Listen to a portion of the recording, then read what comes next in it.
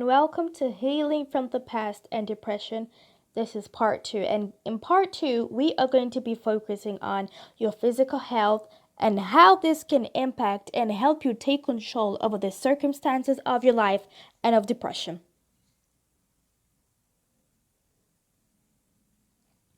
Anxiety. As we all know, anxiety and depression, they're like twins. They come, holding hands. Anxiety, part of the symptoms of anxiety, it often comes as a sickly feeling. You tend to feel overly nauseous, with an increased pulse or heart rate, and irritability, as well as there are different types of symptoms and different types of anxiety and triggers, and as well as how you manage to cope and deal with anxiety. Now, you can get support from NHS Online or through other various mental health services that you can access online, as well as accessing therapies. You need to identify, as I mentioned in part one, you need to identify and go and research and study and get knowledge on what type of therapy works well for you or might work well for you. And as well as getting self-help, you can do self-referrals online. And as well, there are different types of antidepressants or medication that has been used in the past to induce and help when it comes to anxiety. However, in this course, we are going to be dealing with more natural and practical ways that you can handle depression and as well as healing from the past, because as I mentioned, different triggers, as I mentioned, different events, could trigger an event, and all of a sudden, that triggers depression, that triggers anxiety. So diet, part of taking the control of depression and circumstances of life, and based on my personal experience, was through diet. Because as most of you know who have ever suffered from severe depression, most times you lose your appetite, you don't feel like eating, you can go for maybe days or maybe eating once a day or sometimes eating nothing at all. Your appetite and your taste buds is just completely disappeared, and as a result your stomach ends up shrinking and you end up losing a lot of weight.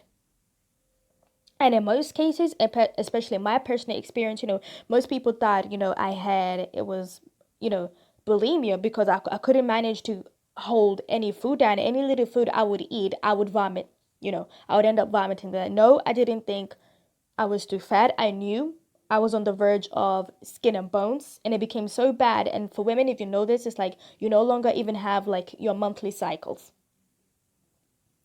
So personally, I know what I'm talking about. And as I said, one size, it might not fit all. So diet. So start gradually. I started, first of all, on meal replacement shakes. Most of you know them as protein shakes in combination with porridge, things that are high in fiber, things that are very high in fat and in carbohydrate. And I started, with dry toast, things like dry toast and soup, build up soups as well that have a lot of protein in shakes. This is to help supplement, my your body fat and as well as your muscles, because if you don't eat your muscles, they start to decompose, and your fat, the energy that you get off of your body, it starts consuming and using your muscles, because your body, you're a living being, you still need to function, you still need energy, no matter how little energy that you feel you may need. If maybe you're laying on bed, if you're stuck on the couch, watching television, your body, it needs energy. So you need to be monitoring your intake. As I mentioned, it could be dry toast, it could be with build-up soups, it could be with meal replacement shakes. So you could start off with that, and as well as download a food chart. You can download a food chart and find this attached in the website, where you can just plan. You can plan on Monday to Sunday. This is what I'm gonna have for breakfast, lunch, and dinner, even if it's one slice of toast. But it all starts with accountability and taking practical steps, because your muscles will start to waste and you do need the physical energy. And as well as part of the diet, taking supplements or shakes, energy shakes, protein shakes, meal replacement shakes, and as well as vitamins that you can buy off of any of counter supermarket or pharmacy that have vitamin B3, B6, or B12, because that has been proven to have some form of link with helping ease the symptoms of depression. And as well as consistency, you need to stay consistent with therapeutic sessions. Most people, like for example, my experience, when I first had, therapy, and I kind of felt, it's like, oh man, you know what, I've had like 3 sessions. It feels like I'm wasting time. Immediately you feel everything is beginning to be rooted out. You start to respond. Oftentimes you will feel worse before you can get better. So when you're feeling worse, sometimes it can be hard, but you need to push through those therapy sessions and stay consistent with the sessions. Stay consistent with your eating. Stay consistent with your daily increment of shakes, of the soups, of whatever it is that your stomach can take in. You just need to stay consistent with it and eliminate triggers. It could be a certain type of relationship, and as well as codependency. I talk about this, in another course, because all these could be different triggers. You need to stay off of that phone. You need to definitely stay off of social media, because with all that's happening today in social media, there could be triggers left, right, and center. You only have one life, and nobody else can live it for you. And I believe that you are here listening to this course, listening to this message for a particular purpose. So keep recording the progress of your weight. Another thing I did, I kept measuring my weight. This was like weekly at the GP surgery, and as well as at home with my parents. I used to do a daily weight check to see, okay, how much have I increased, and to see, okay, do I need to increase, maybe take 2 meal replacement shakes and maybe 2 build-up soups, twice a day or 3 times a day, or as a combination with every meal that you will have, such as breakfast, lunch, and dinner. And set a schedule or routine that, at this time, I have to take this shake. It could be something like 250 ml. Maybe that's what you could stomach. Maybe you can only stomach 100 ml, but set a schedule and a routine to do this. And set a reward system in place, because I find this makes the process worthwhile. I know the end goal reward is for you to obtain mental sanity, mental stability, and as well get your health back. I mean, there's no amount of money, even if you're a trillionaire or billionaire, that anybody can ever place on the health. So set up a reward system for yourself and encourage yourself, because this can be very encouraging. And be kind to yourself. Remember, again, you have one life to live. Nobody can live it for you. Be kind to yourself. Be kind to your body. I mean, it says love their neighbors, you love thyself. But you know what? If it all begins with self first, with loving your mind, loving your heart, and loving your physical body. Because, the mind, as I tell you, with this depression, it affects all areas, of your life holistically. So self-love is quite important. And remove or deduct something. If you didn't manage to be consistent, with the with your meal charts or with your eating, try and remove or deduct something. Not something too drastic. Maybe if you like playing a game on your app or something like that, just try and remove or deduct something, or better yet, reward yourself with something if you did manage to accomplish those set tasks or stick to a routine. And have an accountability partner. For me, myself, my mother, she was my accountability partner. I thank God, yeah, thank God for my thank God for my mother. So have an accountability partner. My friends, I had a really close best friend back then. So yeah, get an accountability partner. It could be somebody you trust, your friend, a parent or relative, but yeah, make sure they hold you accountable to that routine, accountable to your eating plans.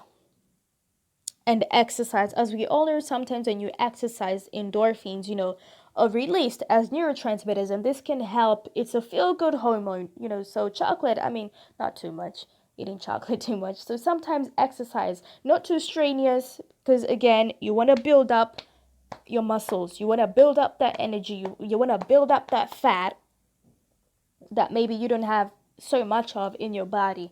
And as well as pick up a hobby. If you like swimming, but in this lockdown, most likely maybe go out for a walk. You could be go out and cycle, go out and skate. It could just be a hobby that you like doing, playing football, playing tennis. Just pick up a hobby, but it has to be a physical hobby that makes you exercise, because it's recommended that you exercise for at least 30 minutes a day for 5 days. And as well, document the progress and take little but gradual steps. physical acceptance. Sometimes, as I mentioned before, when dealing with depression, to take control of depression and the circumstances of life, it all starts with physical acceptance. Because yes, your eating will be affected. Yes, you will end up losing a lot of weight as a result. But it all starts with that acceptance. I accepted that yes, I don't like this depressive state. I wouldn't wish that on anybody. And yes, as a result, I had lost a lot of weight, and some old clothes may no longer fit you anymore. So it all starts with taking care of yourself. Slowly start grooming, slowly start, changing your clothes. Maybe if you're a lady, you used to get up, do your hair, put in your makeup, because that's the last thing that was on my mind, if you're severely depressed. So it all starts, with physical acceptance of how you look, because, self grooming a little bit here and there, for the man or whoever you are, just take, sometimes I'd even get dressed up, thinking like, I'm going now, I don't know, to a party or something, and that would make me feel good. So maybe you could adapt something that could make you feel good about yourself and make you more physically, make you appreciate yourself physically, emotionally, mentally, in where you are, and as well have accountability people around you, because oftentimes family relatives, they may not know the right words to say, and sometimes some words, they can hurt you, if they feel like, oh, you look like a skeleton, like, oh, maybe you were eating, too much, and you don't like the comments that people give you. But if you're fortified within yourself and you've already accepted yourself and the reality of this is what it is, this can, help build up your self-esteem, and nothing that anybody can ever say can ever make you, go back to that depressive pit. So you need to find an equilibrium, which is a balanced diet, as I mentioned before, and not too much excess eating, and you don't want to be not eating anything at all, and as well as exercises. You don't want to end up exercising too much. You lose the weight, you lose the fat, you lose the muscle that you've worked so hard to gain, and as well as you don't want your muscles wasting because you're not exercising at all. So keep a healthy balance of activities. Lastly, over to you. I want to thank you very much for listening to this course. Please download the fruit chart on the website. You can find this at www.soundbindinternational.org, and as well do further reading on online recommended portions. This is usually good if you can get a dietitian, one that is recommended by a dietitian, and as well do further reading on about anxiety, and try and work out what form of therapy, would work out further for you, and get an accountability partner, and increase your calorie intake gradually. Read up about the vitamin B6, B12, B3. Read up on these things, and I hope that you can come out of this with a diet, with an exercise routine and plan that can help you take control of the circumstances of your life of depression and of anxiety. Thank you.